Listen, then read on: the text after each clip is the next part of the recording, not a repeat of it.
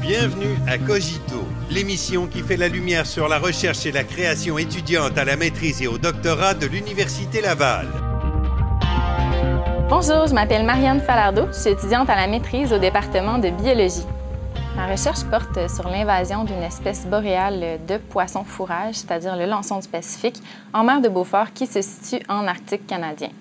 Donc, le lançon du Pacifique, normalement, se répartit sur la côte ouest de l'Amérique du Nord, à peu près à partir de la Californie jusqu'au golfe d'Alaska. Et là, désormais, on la retrouve, cette espèce-là, en mer de Beaufort, qui est passé le détroit de Bering dans l'Arctique canadien. Pourquoi? Eh bien, ça, c'est attribuable au réchauffement des eaux qui est provoqué par l'augmentation des gaz à effet de serre et par la perte de la banquise. Donc, du coup, les conditions en Arctique deviennent propices à l'établissement d'espèces qui, normalement, ne pouvaient pas habiter en Arctique parce que les conditions étaient trop extrêmes, mais désormais, ça devient possible. Je vais juste clarifier le terme poisson fourrage avant d'aller plus loin. En fait, ça qualifie une espèce de poisson qui soutient les prédateurs dans un écosystème donné. Par exemple, le caplan au large de Terre-Neuve puis dans le golfe du Saint-Laurent est un poisson fourrage pour plusieurs espèces de mammifères marins et d'oiseaux marins. Et le lançon du Pacifique se retrouve dans l'Arctique canadien où, normalement, en fait, actuellement, c'est la morue arctique qui est l'espèce de poisson fourrage principale. Et moi, j'ai voulu évaluer l'interaction entre ces deux espèces-là. Est-ce qu'il y allait avoir de la compétition? Est-ce que la survie de la morue arctique serait affectée par la présence du lançon du Pacifique? Et puis, quelles seraient les conséquences sur les mammifères marins et les oiseaux marins de l'Arctique canadien? Il faut qu'on aille sur le milieu, dans l'environnement, prendre nos échantillons.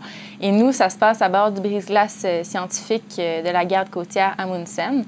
Alors, tout débute dans l'Arctique canadien.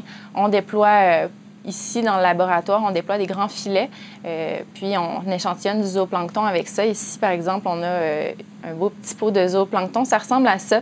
C'est la soupe des océans. Alors, on déploie nos filets, on échantillonne à chaque station. Donc, une station, c'est une position géographique particulière dans une région donnée. Et à chaque station, on déploie nos filets, puis on ramène à bord des organismes vivants.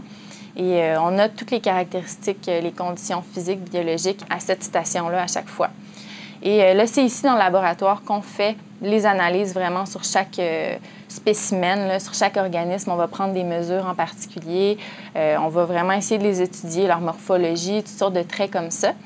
Et bien là, on construit notre base de données qu'on appelle. Donc là, c'est ce que j'ai fait pendant plusieurs mois. J'étais en laboratoire, puis j'analysais les échantillons que j'avais pris dans l'Arctique canadien.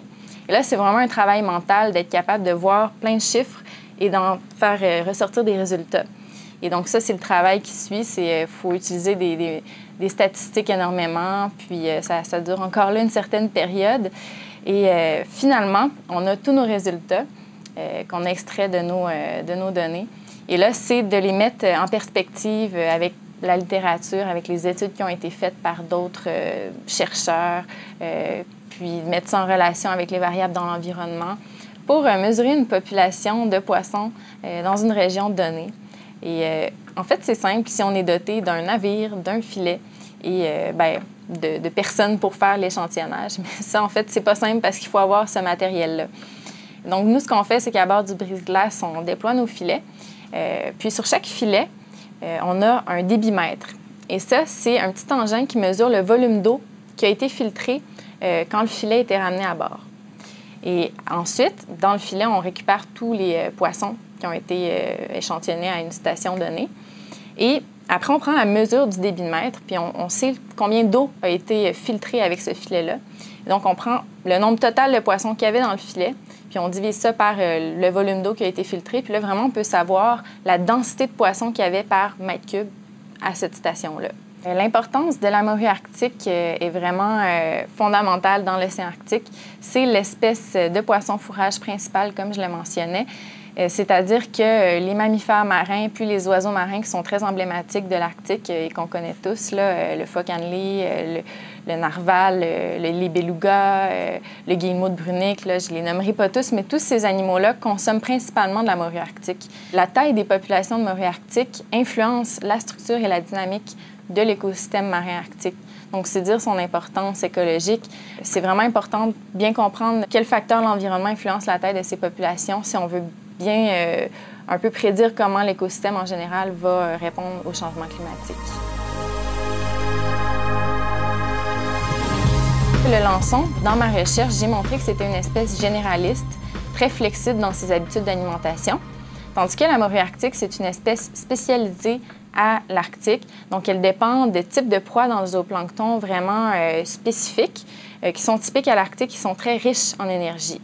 Toutefois, avec les changements climatiques, il a été prédit qu'il y aurait des modifications dans le zooplancton. Et dans un tel contexte, on peut s'attendre à ce que le lançon du Pacifique soit avantagé au détriment de la morue arctique. Et donc, les populations de lançons pourraient augmenter en mer de Beaufort. Et en baie du Thon également, ils ont montré qu'il y avait des conséquences sur les prédateurs. Par exemple, le guillemot de Brunick, qui est une espèce arctique, eh bien, les oisillons avaient un taux de croissance inférieur après que le lançon ait pris la place dans l'écosystème. Et ça, c'est parce que les oiseaux adultes devaient se mettre à consommer une nouvelle espèce de proie. Donc, il fallait qu'ils trouvent des nouvelles aires d'alimentation, développent des nouvelles stratégies de prédation. Et ça s'est répercuté en des succès de prédation moins bons. La vie sur un bateau, c'est vraiment particulier. C'est un petit monde à part. On commence, personne ne se connaît trop. Puis finalement, on devient comme une grande famille après une semaine ou deux, là, parce qu'on est dans la promiscuité. Mais c'est vraiment un petit monde, là. Il y a la salle à manger, chacun sa chambre, mais on peut faire des activités ensemble quand on ne travaille pas, parce qu'on travaille énormément.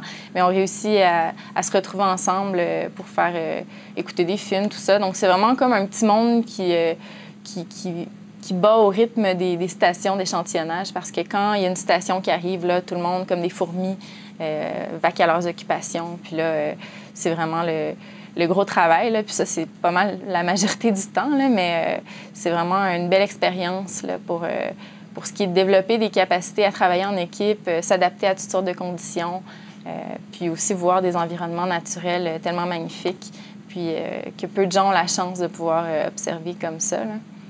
On est environ une quarantaine de scientifiques et aussi une quarantaine de matelots, parce que le brise-glace scientifique Amundsen, c'est un gros navire. Donc, il vous faut vraiment beaucoup de monde pour, c'est-à-dire les matelots, là, pour faire marcher la machine.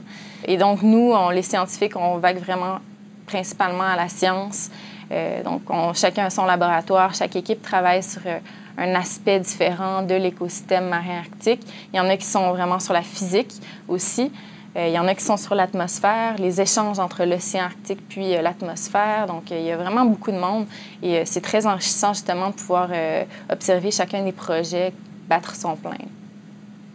Le réchauffement climatique, c'est pas la réponse des écosystèmes ou des environnements naturels n'est pas homogène, c'est pas une ligne droite, là. Il y a de la variabilité. Puis, les climato-sceptiques vont, par exemple, prendre une année où il y a eu peut-être une banquise. Par exemple, en 2013, la banquise c'est moins désagrégé durant l'été que les années précédentes. Et donc là, ils ont dit « Ah, mais il n'y en a pas de réchauffement. La banquise en 2013 était un peu plus grosse qu'en 2012. » Oui, mais on ne peut pas regarder une année, il faut regarder la tendance. C'est ça qui est important. J'ai toujours eu un grand intérêt pour les océans et la vie marine. Ça a commencé très jeune. J'ai grandi devant le fleuve Saint-Laurent et j'ai toujours aimé aller devant le fleuve juste pour me relaxer, pour regarder la surface de l'eau, parce que je trouve ça tellement fascinant. Une surface d'eau, un lac, une rivière ou un fleuve, un océan, on voit juste la surface puis on ne sait pas ce qui arrive en dessous. Ça appartient à un monde inconnu. À ma première plongée, là, je suis ressortie de l'eau, j'étais en extase. C'était incroyable. Donc, vraiment, là, c'est ça, c'est un peu partout dans ma vie.